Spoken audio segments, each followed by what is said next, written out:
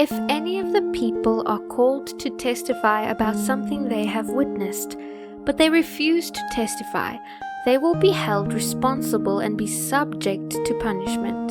Or if they touch something that is ceremonially unclean, such as a dead body of an animal that is ceremonially unclean, whether a wild animal, a domesticated animal, or an animal that scurries along the ground, they will be considered ceremonially unclean and guilty, even if they are unaware of their defilement. Or if they come into contact with any source of human defilement, even if they don't realize they have been defiled, they will be considered guilty as soon as they become aware of it. Or if they make a rash vow of any kind, whether its purpose is for good or bad, they will be considered guilty even if they were not fully aware of what they were doing at the time. When any of the people become aware of their guilt in any of these ways, they must confess their sin and bring to the Lord as their penalty a female from the flock, either a sheep or a goat.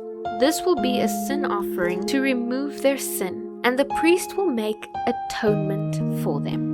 If any of them cannot afford to bring a sheep, they must bring to the Lord 2 young turtle doves or 2 young pigeons as the penalty for their sin. One of the birds will be a sin offering and the other will be a burnt offering. They must bring them to the priest, who will offer one of the birds as the sin offering. The priest will wring its neck, but without severing its head from the body. Then he will sprinkle some of the blood of the sin offering against the sides of the altar, and the rest will be drained out of the base of the altar. The priest will offer the second bird as a whole burnt offering, following all the procedures that have been prescribed. In this way, the priest will make atonement for those who are guilty, and they will be forgiven. If any of the people cannot afford to bring young turtle doves or pigeons, they must bring 2 quarts of choice flour for their sin offering. Since it is a sin offering, they must not mix it with olive oil or put any incense on it.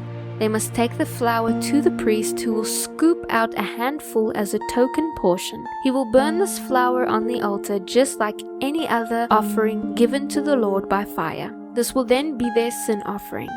In this way, the priest will make atonement for those who are guilty, and they will be forgiven.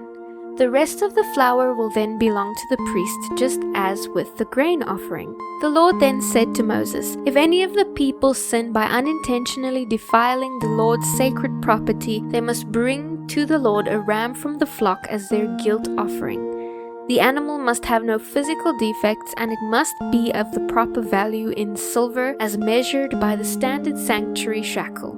They must then make restitution for whatever holy things they have defiled by paying for the loss, plus an added penalty of 20%.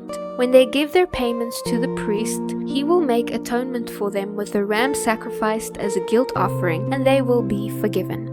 If any of them sin by doing something forbidden by the Lord, even if it is done unintentionally, they will be held responsible. When they become aware of their guilt, they must bring to the priest a ram from the flock as a guilt offering.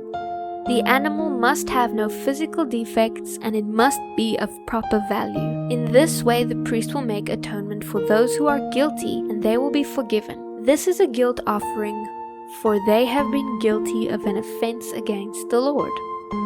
The Lord then continued to say to Moses, "Suppose some of the people sin against the Lord by falsely telling their neighbor that an item entrusted to their safekeeping has been lost or stolen, or suppose they have been dishonest with regard to a security deposit, or they have taken something by theft or extortion. Or suppose they find a lost item and lie about it, or they deny something while under oath, or they commit any other similar sin.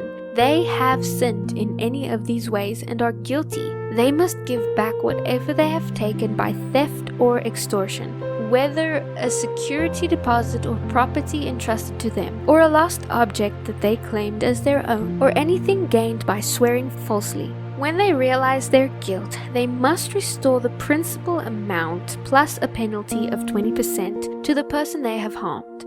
They must then bring a guilt offering to the priest, who will present it before the Lord.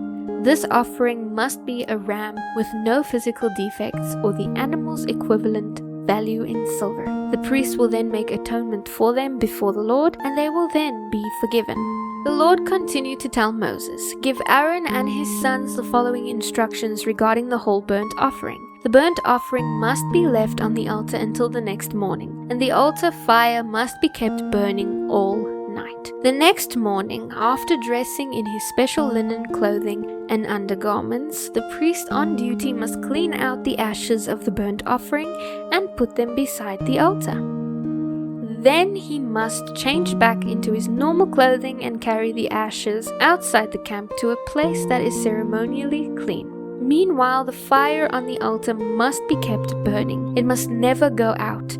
Each morning the priest will add fresh wood to the fire and arrange the daily whole burnt offering on it. He must then burn the fat of the peace offering on top of this daily whole burnt offering. Remember, the fire must be kept burning on the altar at all times. It must never go out.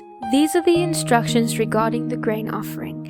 Aaron's sons must present this offering to the Lord in front of the altar. The priest on duty will take a handful of choice flour that has been mixed with olive oil and sprinkled with incense. He will burn this token portion on the altar, and it will be very pleasing to the Lord. After burning this handful, the rest of the flour will belong to Aaron and his sons for their food. It must, however, be baked without yeast and eaten in a sacred place within the courtyard of the tabernacle. Remember, this flour may never be prepared with yeast. I have given it to the priests as their share of the offerings presented to me by fire. Like the sin offering and the guilt offering, it is most holy. Any of Aaron's male descendants from generation to generation may eat of the grain offering because it is their regular share of the offerings given to the Lord by fire.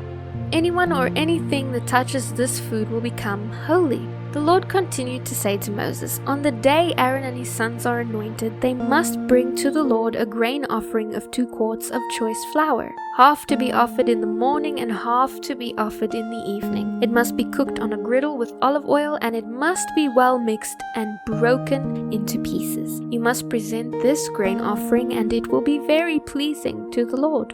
As the sons of the priests replace their fathers, they will be inducted into office by offering the same sacrifice on the day they are anointed. It is the Lord's regular share, and it must be completely burnt up. All such grain offerings of the priests must be entirely burnt up. None of the flour may be eaten.